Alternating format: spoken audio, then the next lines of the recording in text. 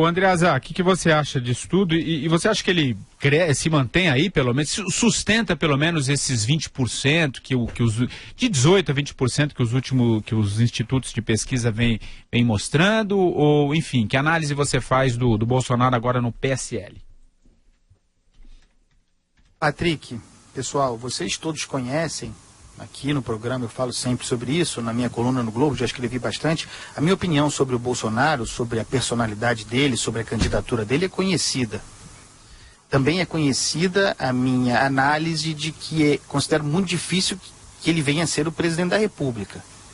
Mas é uma candidatura consolidada, um player real que precisa ser levado a sério. Eventos circenses como esse do DEM, do Rodrigo Maia e do ACM Neto, impõem a candidatura do Jair Bolsonaro. Jogam a favor da candidatura do Jair Bolsonaro. À medida em que bagunçam a ideia de centro, né? O Bolsonaro, fale o que quiser dele, eu já fiz aqui análise do discurso dele várias vezes, mas ele tem um discurso coerente. Ele sustenta o mesmo discurso desde sempre. Ele não muda as suas opiniões. A guinada liberal é curiosa do Bolsonaro, porque representa, ele jamais havia falado sobre isso, sobre economia. O que existe de concreto são os votos dele no parlamento. Nesse caso, o histórico dele, já falei aqui, a Vera lembrou agora, é um histórico estatizante. Mas ele jamais havia falado sobre economia publicamente. Quando ele começa a falar, e nós concordamos precariamente, ele começa a falar com um discurso liberal. Ainda que primário, mas um discurso liberal. Coerente, portanto.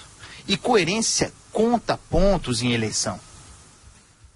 Não sei se o Bolsonaro será capaz de sustentar os seus 20%, mas no cenário que se apresenta aí, com dificuldades de candidaturas unificadas, a depender do número de candidatos que se lancem pelo que se chama de centro, talvez 15% bastem para colocar o sujeito no segundo turno. E a maneira resiliente como a candidatura do Bolsonaro se mantém, até há pouco, o único a pautar o debate público sobre segurança pública, é uma coisa espantosa. Uma das saídas perigosas para se discutir o fenômeno Jair Bolsonaro é chamá-lo de extrema-direita. Porque é superficial se a gente considerar o ambiente político do Brasil. É uma questão lógica. Daí porque a comparação com a França, que o Madureira fez, me parece insuficiente. Na França, você tem uma direita histórica, sólida, consolidada. Nessa última eleição, a vencida pelo Macron, foi representada pelo François Fillon. Era o candidato da direita, do centro-direita, vá lá.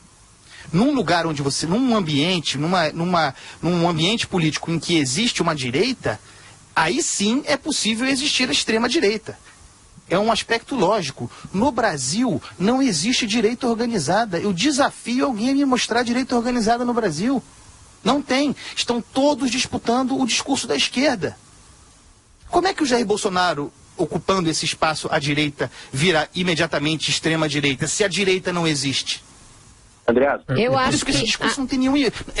Esse discurso, só para concluir, esse discurso não tem impacto na realidade. O Bolsonaro veio, a candidatura do Bolsonaro vem para ocupar um espaço, inclusive de centro-direita, que estava associado ao PSDB nas últimas eleições, o PSDB que é um partido de centro-esquerda, por falta de opções. As pessoas votavam no Aécio Neves, no Geraldo Alckmin, no José Serra, contra o PT. A partir do momento em que surge um candidato de direita, de verdade, ele encontra o seu eleitor, ele rouba o eleitor que estava ali por acomodação. Essa me parece ser a questão real, e não essa derivada de extrema-direita que estigmatiza um eleitor.